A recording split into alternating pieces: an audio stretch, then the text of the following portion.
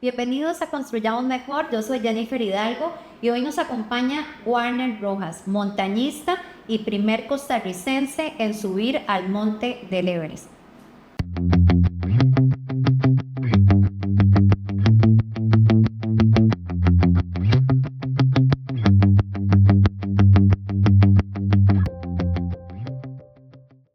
Warner, bienvenido, qué gusto de verdad poder sacar un ratito de tu ajetreada agenda de pendientes para que podamos conversar acá con todos los amigos de Construyamos Mejor.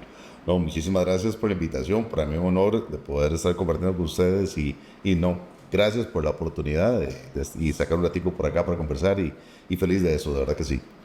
Una pregunta que me imagino ya te habrán hecho muchas veces, pero que sigue siendo interrogante para los que no hayamos escuchado la respuesta. ¿En qué momento de tu vida y por qué se te ocurre ir a subir el Everest? Buena pregunta. O sea, no, nunca lo decidí en un momento, sino que fue un proceso que me fue llevando de menos a más. Yo creo mucho en los procesos. Yo soy de la persona que creo, es como, ahora sí, o sea, no podemos construir un segundo piso si no hemos hecho ni siquiera los cimientos de la planta baja. Entonces, para mí, todo el proceso que voy ya realizando desde que soy niño, que no sea que jamás me voy a dedicar a subir montañas, pero que cada vez me voy enfrentando a retos mayores, nuevos, me sigo enamorando de lo que es ir a la montaña, cuando digo montaña en general, y en un momento de esto es cuando, por llevar proyectos diferentes, que cada vez había un reto mayor y que sabía que podía afrontar por lo que venía preparándome, formándome por un proceso de años, es cuando digo, bueno, el siguiente paso va a ser Himalayas. Himalayas es de Everest, ¿verdad? O sea, lo que todo el mundo conoce. Entonces ahí es donde decido ir al Everest, gracias, como digo, a todo lo que hay detrás, todo el backup que traigo y que me da las herramientas físicas y técnicas para afrontar un reto como es ir a subir el Everest. ¿En cuál contexto, Warner, de que ningún costarricense lo había logrado? Eh, ¿Lo Más, pensaste siquiera? O sea, de que no es yo, Warner, voy a ir a hacerlo, sino es, nadie lo ha hecho. eso pasa a segundo plano, siempre pasa a segundo plano. Tengo la oportunidad de ser el primero en Costa Rica, Centroamérica y en el mundo. Va más, para mí, el contexto que te decía de que la planificación te va dando la oportunidad de crecer y hacer cosas diferentes, De poner afrontarte a la lo vara mismo. más alta. Exactamente, ya logré esto, quiero hacer lo siguiente. O sea, yo subí el Everest, ahora estoy en otros retos que es subir el nivel. ¿Por qué? Porque el que quiera superarme tiene que ser mejor que yo. Entonces tiene que poner su propia retarme, no solamente a mí mismo primero, sino que retar a los demás. Y más allá de ser el primero, ser el primero es temas de egos muchas veces, ¿verdad? O sea, yo tuve la oportunidad de ser el primero y sí, digo, vuelvo a decirlo, tuve ese ego, pero no iba por ahí. El tema iba como porque, de sí, quiero afrontar un reto mayor. Ya he estado estuve en los Andes, en Sudamérica, escalando un montón de montañas. ¿Y ahora qué sigue? ¿Qué voy a hacer? Voy a la hermana mayor de los Andes, que son los Himalayas. Y lógicamente todo montañista en ese momento, parte de lo que anhelábamos era subir Everest, ¿verdad? Todo el mundo sabe lo que es, lo que significa. Pero no porque ha sido el primero, eso para mí pasó a segundo plano, que más bien fue muy extraño cuando regreso al país y afrontarme con todo lo que afronté en ese momento. Pero más allá de eso era ese mismo, de subir la vara, montar una estrategia de cómo va a llegar de punto A a punto B, no solo en la montaña, sino en un país donde no solamente era ver cómo convences a posibles patrocinadores de que aquí se va fútbol. Para mí, como las anécdotas que siempre Totalmente. cuento, a mí me mandaron a buscar trabajo. Una vez cuando fui a pedir patrocinador, un patrocinio a una empresa, la persona cuando yo terminé de hablarle, le dije un folder. Propuesta. Exactamente, la propuesta. Él lo cerró y después de que nos escuchó, lo cerró. Y me dijo, muchacho, busque su trabajito, porque aquí jugamos fútbol. Y usted nunca va a llegar ahí. Lo único hielo que en este país está entre el refrigerador de la casa, porque me dijo.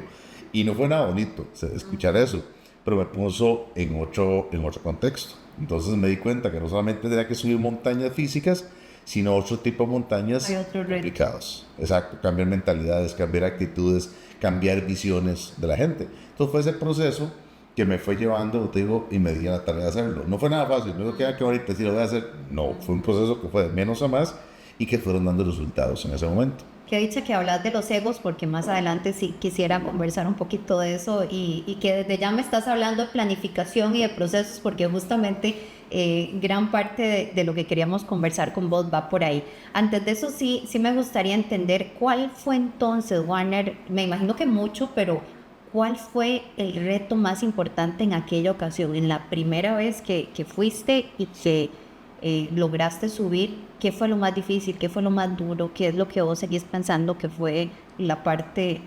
Complicadas. Sí. Curiosamente no estaba en la montaña. Estaba en conseguir quién apoyara ese sueño, ese proyecto. Justamente eso que me decías. Exacto, eso, quién era, y eso, como una estrategia política, digámoslo así, lo que hice fue aliarme con personas que me fueron apoyando. No en la vida no hacer las cosas solo. Entonces estas personas me fueron apoyando para que poder llegar a esas empresas que posiblemente podían patrocinar.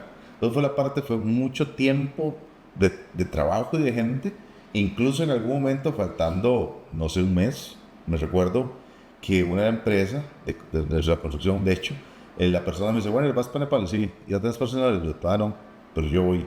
Me dice, ¿cuánto cuesta el tiquete? Tanto. Me acuerdo que me dice, te va a llegar a tal lugar. Yo estaba buscando una bicicleta para entrenar a un mes de que tenía, estaba cambiando bicicleta, y recuerdo que en un sobre me mandó toda la plata y lo llamo, y mira, y de hecho ahí tiene mi primer teléfono también, por eso es que lo pude llamar. Entonces, decía, lo llamo y le digo, y Mike, ¿cómo factura esto? Porque, o sea, eso va a ser como más narco que otra cosa, una caramba así. Entonces me dice, súbase a la montaña y después hablamos. Y, ok. Y recuerdo que faltando 22 días, decía, bueno, ¿usted para Nepal? Sí, yo voy para el Everest. Pero no te has pasionado, le digo, sí. Pero ¿cómo das? Yo voy para allá. Pero no ya tengo tiquete, de que llego, llego. Ahora, voy para allá. Entonces, incluso falta el día que el patrocinador principal me da la plata, yo andaba en carreras, el día antes de salir, andaba en carreras haciéndome exámenes médicos que tenía que presentar y mandando, pues yo mientras iba volando a Nepal, la plata también iba volando a Nepal, vía transferencia electrónica. Yo creo que llegué primero yo que todo el dinero. Pero para que te das una idea, que ese estrés de estar convenciendo, haciendo que las cosas funcionaran, era muy difícil. Pero yo estaba muy confiado porque había todo un grupo detrás que estaban empujando, ¿verdad? Que estaban empujando. A mí me tocaba, yo creo que la parte menos complicada en ese momento, que era subir la montaña, porque es lo mío, es lo que yo, de hecho, cuando me presenté con esa persona, le dije, el 80% estoy seguro que lo puedo asumir, porque me conozco. El 20% no, porque es tema de clima y eso no lo manejo. Sí, externo. Exactamente, y eso no lo puedo manejar. Pero esa parte fue... Increíble, Warner, escuchar a alguien decir, es más difícil conseguir apoyo de patrocinadores aquí en Costa Rica que subir al Monte Everest. Sí, curiosamente es que sí. Yo ahora lo he hecho para atrás, y hace 2 años que tuve la oportunidad de escalarlo otra vez, de intentarlo. Fueron otras situaciones que pasaron, pero sí. Es duro. Yo sí me decís, en ese momento, ¿usted se me iba al Everest solo? Sí, ya me voy, dígame qué hago. Le pagamos el gobierno de Nepal y voy para allá. Si tengo que ir solo, bien, y si alguien me acompaña también, pero me voy. Porque, digo, o sea, no es fácil, pero tengo mis conocimientos, tengo mi experiencia, y eso da mucho fortalecimiento mental y físico para afrontar es un reto de ese tipo, como estamos haciendo. Ya conozco la montaña, también sé que puede pasar. Hay otras cosas, lógicamente uno no puede manejar, pero sé que existen esos problemas. Pero es justamente el tema de buscar ese patrocinio. Uno vive, no es como deportistas en otros lugares del mundo y de otros deportes, y que dedicas a esto. Yo, por suerte, todo va relacionado a la montaña. Ahora, mi vida está relacionada a eso. Entonces, yo me dice, ¿usted vive el montañismo? No exactamente, pero a la vez sí, porque todo vive de esto. Pero es complicado. Usted no ve la gente que tiene la suerte de entrenar, levanta, entrena y se acuesta o descansa, hace las cosas.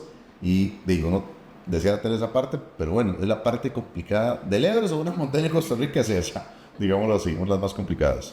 Bueno, justamente te decía que queríamos conversar con vos de esas dificultades, de esa planificación, de esos proyectos. Muchísimos de los ingenieros civiles en Costa Rica asumen justamente ese rol, por ejemplo, como administradores de proyectos, gestores de un proyecto, directores de un proyecto donde tienen que manejar equipo, generar proyectos que de repente son muy grandes en magnitud o en tiempo, ¿verdad?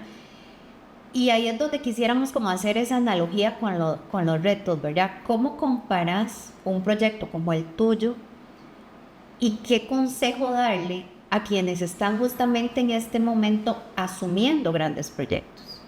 Mira, bueno, yo bueno, constructor mentira, yo vuelo martillo, de una vez un amigo, carpintero San José, y me encanta la construcción, ¿verdad? Entonces tuve la bendición desde muy joven, muy niño, trabajar, y digo niño porque yo no pude ir al colegio, tuve que quedarme a trabajar en construcción, entonces tuve la oportunidad de tener un poco la noción de lo que era manejos de proyectos a nivel de ese tipo. Tuve la oportunidad de ser maestro de obra en construcciones pequeñas. ¿Pero qué quiero decir con esto? Puedo decirlo, la experiencia la que me va a dar tanto a mí, los pasos para seguir. No es lo mismo afrontar una casa de 100 metros cuadrados que tener que afrontar un complejo urbanístico, un hotel, o sea, un montón de desarrollos. Y esto voy a ir gestándolo de acuerdo a esa experiencia que voy agarrando, porque no todo cómo el ego funciona es quiénes son los encargados, cuál es mi equipo que voy a utilizar en la delegación de esas funciones, quién me da esos insumos, o sea, cómo manejo todo ese tipo de parte.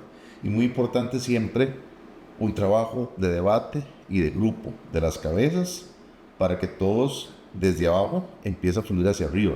O sea, yo no puedo subir al Everest si no tengo un equipo de colaboradores o de personas que me apoyen para llevarme, dice, bueno, te va a hacer falta tal comida. Por ejemplo, vamos a ir a tiendas de campaña, no es una tienda de campaña, no se consigue en Costa Rica, y eso lo consigo con gente que me presta ese servicio. Entonces, ¿quiénes son mis prestadores de servicios? ¿Quiénes son los que encauzamos esto? Pero todo esto es yendo de menos a más. Voy a decirlo, yo estoy mucho en el proceso de qué voy aprendiendo, qué he aprendido, cómo veo que alguien que yo le estoy ayudando, aportando, tiene una forma de manejar o de trabajar con la gente. O sea, tener mucha delicadeza en qué área estoy y cómo puedo ver las virtudes que tienen las demás personas para propulsar el bien de un proyecto, ¿verdad? Cuando digo esto, ¿qué quiero decir? Que, o sea, tal vez yo no sirvo para manejar con la gente, pero sí para organizar. Entonces, eso es lo mío, pero esta persona yo sé que puede ayudar en eso, tiene esa facilidad de trabajar con personas. Entonces, que lo pueda manejar, que lo pueda llevar, que lo pueda llevar esa parte. Al fin y al cabo, damos resultados para construir algo en conjunto, pero eso me lo doy dando cuenta con el tiempo que voy realizando. O sea, yo sé cómo funciona mi cuerpo en altura, qué puede pasar, lo que no puede pasar, pero eso me lo dieron 30 años atrás de subir montañas, ¿verdad? Entonces, ese tipo de cosas para mí creo que es fundamental que lo entendamos, que no se puede empezar a correr sin haber pasado por la gateada, en esa parte. Entonces, yo creo que, y eso en cualquier espacio de nuestras vidas, nos va a ayudar a madurar como personas y a caminar como personas en pos de un objetivo común, ¿verdad? Y el tema de equipos Warner, o sea, justamente lo que hablábamos, ¿cuántas personas detrás tuyo necesitaste para poder alcanzar la cima? ¿Y cuántas personas se requieren en un proyecto o en una gestión de proyectos para alcanzar el éxito, aunque creamos que somos nosotros quienes dirigimos? Eso, mira, eso es verdad. Yo siempre pongo en mis charlas, cuando doy charlas, siempre pongo al final una charla una foto, perdón, del Sherpa que me ayudó. Y él representa a todas las personas que estuvieron ahí. Porque uno no hace las cosas solo, ciertamente uno se lleva los aplausos. Pues gracias a toda esa gente que está detrás. Cuando digo gente, era familiares, hijos o hijas, los Sherpas propiamente, patrocinadores, gente que me presentó al patrocinador o que hizo por abrir la puerta a un patrocinador, ir a conversar. Creo que es fundamental. El equipo es muy grande. El equipo siempre va a ser muy grande. Aunque uno se lleve los aplausos que uno quiera, pero el equipo atrás es el que se lleva, es el que tiene esa carga a veces de emocional, a veces física, de estar haciendo cualquier cosa, ¿no? Entonces, y en el caso mío, yo tuve por lo menos 25 o 30 personas, si no más, que estuvieron ahí metidas de pie y cabeza, sacando los recursos económicos. Después la gente que me dio apoyo cuando llegaba a un lugar y no tenía plata para pagar el hotel, entonces quédese aquí, usted puede quedarse aquí. Y así pasaron muchas cosas, puedo decir. Pero siempre es fundamental el equipo que hay detrás. Uno que está aquí, estamos en grupo trabajando, pues no te puedo hacerlo. Y eso es tomarlo muy en cuenta y sacarle provecho a cada uno de sus habilidades, ¿verdad? Yo recuerdo me acuerdo que fuimos a pedir patrocinador al principal patrocinador en ese momento. Y recuerdo que me sorprendí cuando yo fui y pongo nombres, fue Ignacio Santos. Ignacio fue conmigo y un chavalo de mercadeo. Ignacio contaba la historia romántica de lo que iba a pasar. Yo sí tenía esa habilidad. El otro chaval decía, esto es tanto, tanto, tanto y tanto. Y yo, ay, qué bueno este chaval. Los números sobre la mesa. Exactamente. Y yo le decía a Guillermo Costela, mire, puede pasar esto, esto y esto y esto y esto. Se me cae en y dice como, madre, ¿qué estás haciendo? Pero te das cuenta que cada uno tiene una habilidad y juntos conseguimos el presupuesto para esto. Y a Guillermo, pues, después, él es un montón de años después, de que lo criticaban, de cómo era posible de que una empresa aseguradora ayudaron a hiciera una actividad o estuviera patrocinando una actividad en la que se pueda morir. De riesgo. De altísimo riesgo. Entonces era como yo el que dio en el proyecto. Entonces te das cuenta que gracias a un montón de gente, equipo, logras cosas, ¿verdad? Y es muy grande, ¿sabes? Que es de todo, desde el chiquito, el hijo, con lo que da uno en la casa, o la mamá, o el papá, eso es fundamental, entender que toda esa gente está aportando. Cuando uno se acerca al gremio de la ingeniería en general y de la ingeniería civil también, me ha pasado muchas etapas que siempre se habla de que es que los ingenieros son muy cuadrados y todo es muy estructurado y no se pueden salir de lo programado, ¿verdad? Y de repente podríamos decir con humor que a veces uno insiste en catalogarlos o en clasificarlos así, ¿verdad? Como qué cuadrados que son, qué cerrados que son. Pero ¿hasta cuánto, Warner, esa planificación, ese orden, esas etapas, como decís vos, de ir agotando una por una, de no correr antes de haber agotado todo ese camino que debe haber antes, es realmente la clave para culminar un proyecto con éxito? Mira, para mí es fundamental. Yo recuerdo justamente esa frase de los ingenieros muy cuadrados. Por eso prefiero la arquitectura, porque estamos de poblanos y bueno, que son artistas también. Pero cuando lo paso lo siguiente, porque me encantaron siempre los ingenieros civiles porque sabían cuáles iban a ser las cargas y descargas de un movimiento en una propiedad, cómo se movían los suelos, qué pasaba si algo no quedaba bien. Eso me encantaba, entonces, cómo hacer formación. Y lo aplico en la montaña porque si no sigo este protocolo de esta manera, si me lo salto, me puedo morir. Como no hizo de caer a casa, yo no hizo tal proceso y se puede caer. Y eso para mí es fundamental. No sé tal vez el concepto tan cuadrado como lo tenemos presente, pero sí muy estrictos en lo que estamos realizando. O sea, yo por ejemplo en montaña, y vuelvo a repetirlo, y lo he visto en amigos, espero que nunca me pase, por confiado, a esos amigos, perdí 2 amigos en el 2019, donde estaba subiendo la montaña que es sumamente peligrosa, como 8000, y ellos deciden irse después de una tormenta de nieve. Ya estaba, cuando una tormenta de nieve no fue que llovió o nevó, y no, se fueron varios días nevando, entonces se sabe muy bien que esas capas están en mi carcada. Y ellos deciden irse, me hacían por una ruta que era complicada, pero uno sabe que eso no hay que hacer, y ellos también lo sabían, pero se dieron esa libertad. Hoy no están notando, listo, murieron, gente llegada. En el 2022 me tocó ver en Manaslu, otra expedición que estaba, iba subiendo, yo le decía, yo siempre tengo un equipo, un amigo que es venezolano, él es mi meteorólogo, él es el que me está diciendo, Warner, él es montañista y ya tenemos 15 años de trabajar juntos, digamos de esta manera. En la montaña que esté, él me manda el reporte y me manda pronósticos. Entonces, a raíz de eso, voy tomando decisiones.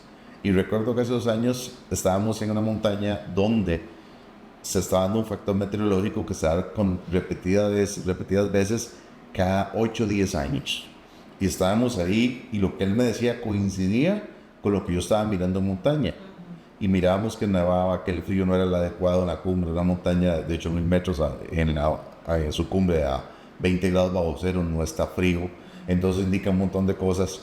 Entonces yo estaba con mis dudas de si yo estaba solo, algo expedido en ese momento, digamos, solo en el sentido que no soy chévere paso vías, voy con su grupo de amigos.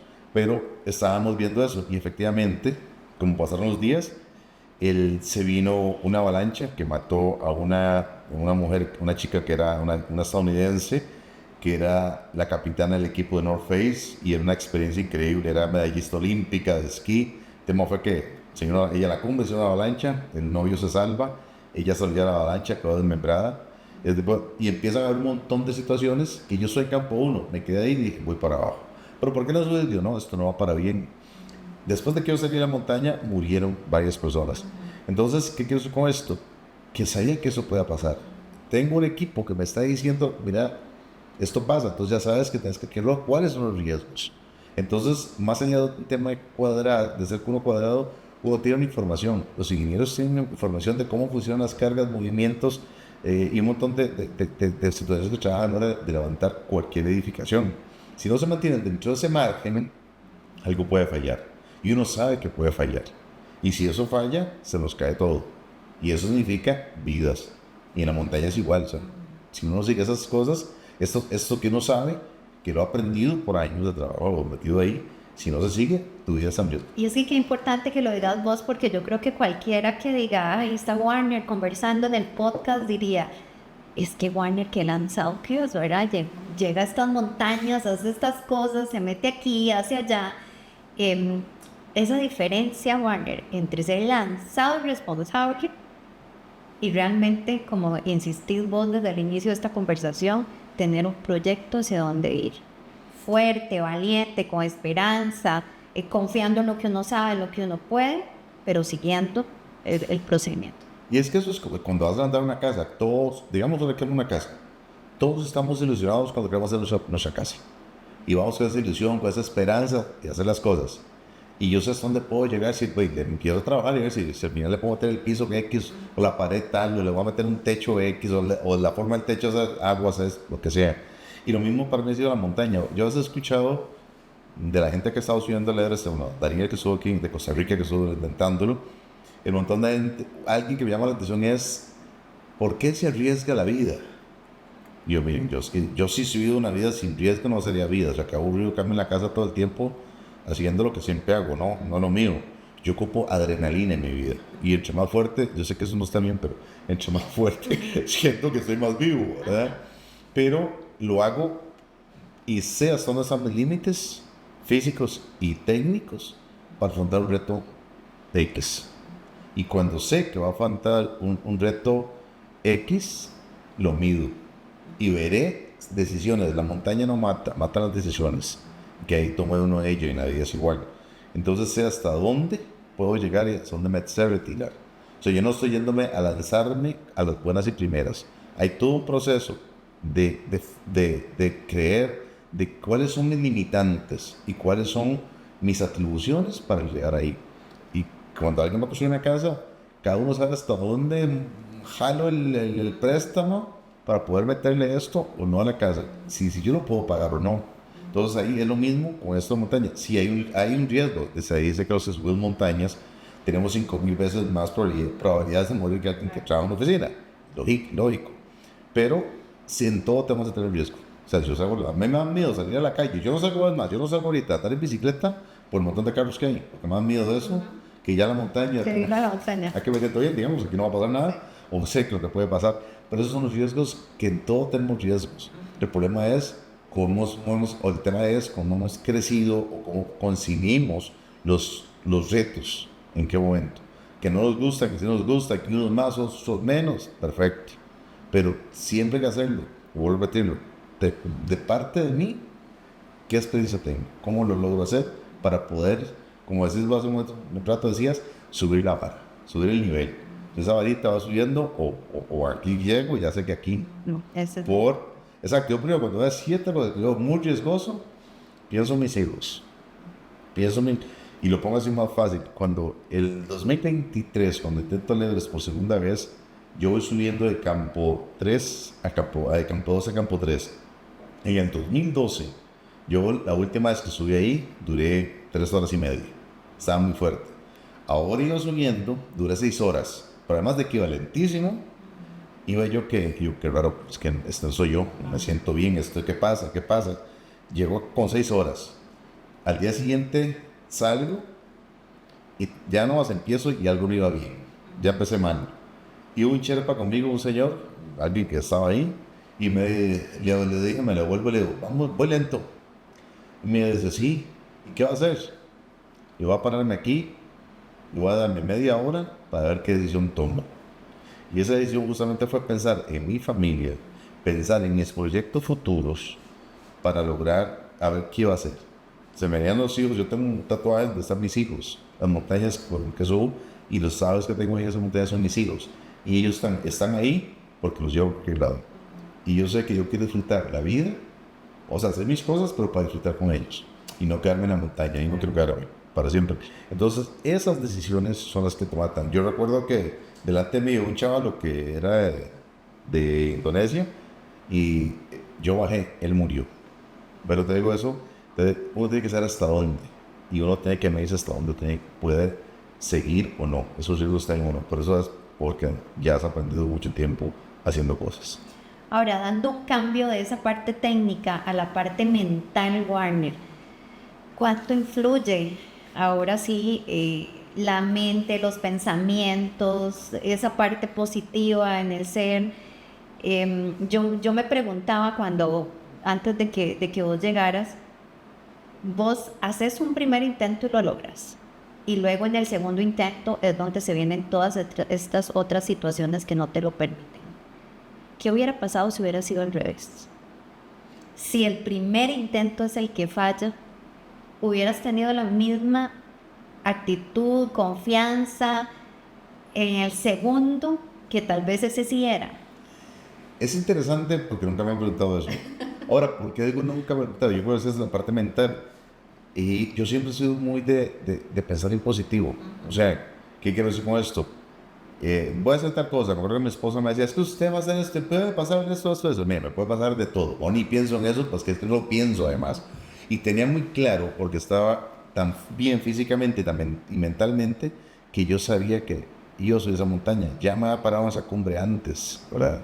Entonces, esa parte, pero siempre me dejó una espina. Si hubiera pasado otro, yo creo que lo he vuelto a intentar.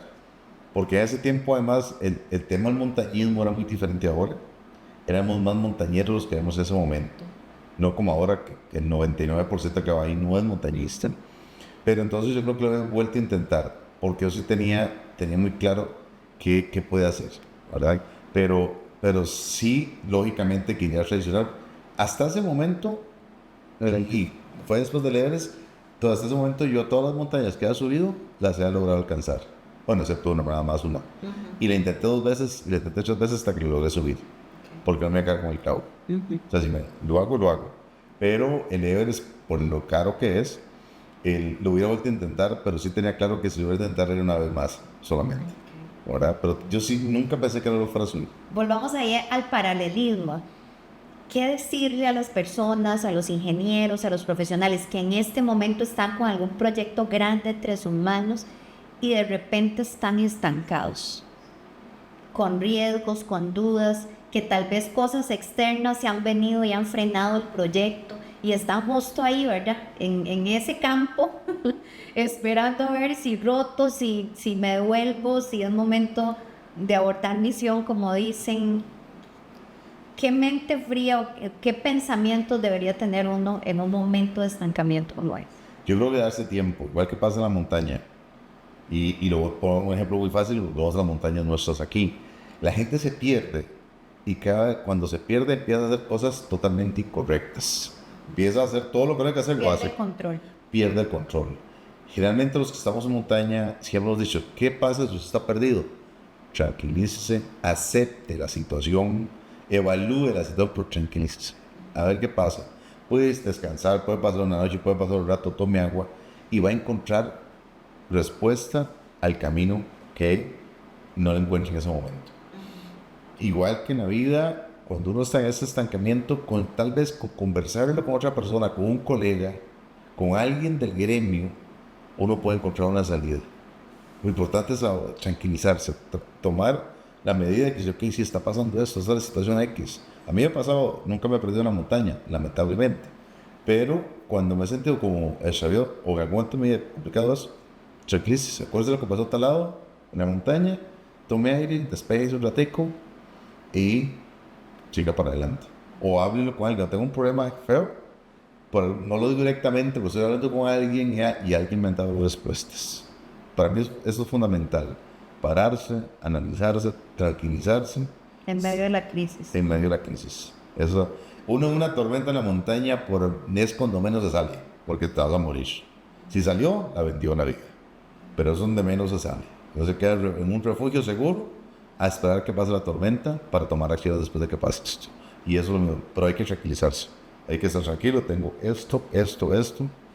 ¿Y qué voy a hacer? Para mí es eso. No me he rendido para nada el tiempo hoy conversando con vos. Ya voló. Pero hay dos preguntas que no quiero dejar de hacerte, Warner, aunque ya el tiempo voló literalmente. La primera es lo que decías al principio, los egos, ¿verdad? Warner, el primer costarricense en llegar al Everest. ¿Qué se siente cuando te das cuenta que más gente lo está intentando? Que al final, si lo llevamos a la vida profesional, son competencia tuya. Ok, te lo pongo así de fácil. Entonces, de repente uno ingeniero logré este proyecto, fue el primer profesional en alcanzar este nivel o en obtener este premio, pero te das cuenta que vienen ahí otros colegas haciendo lo mismo o inclusive nuevas generaciones, ¿verdad? Que van creciendo y te pasan por encima. ¿Cómo se maneja esa parte? Es interesante, a ver, y lo pongo en dos facetas diferentes. Si es una nueva generación que viene desde atrás, ojalá que me pase por encima, pero haciendo bien las cosas. ¿Qué pasa cuando veo, digamos, esa competencia? Que no lo veo como competencia, porque el problema mío no es que suban el Everest. El problema es que vengas a decir que soy esto, esto o esto.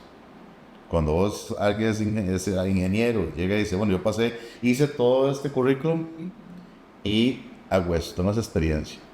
Viene alguien que viene de estudiar y dice, soy esto, y ya soy esa, ¿qué le dijiste que es mío? Usted no es ingeniero, usted está empezando a ser ingeniero. Y eso es lo que pasa en este momento en Costa Rica. Digo, nosotros ha subido lo que sea. Hay mucha gente que dice ser montañista y muy simple, vuelvo a los currículos, díganme cuántas montañas ha subido. Hay muchos que les cuento, la mayoría de los que suben montañas aquí, alta montaña, 5.000 y 6.000. Los dedos de mis manos me sobran dedos para subir las montañas de 2 personas o 3 personas que han subido montañas.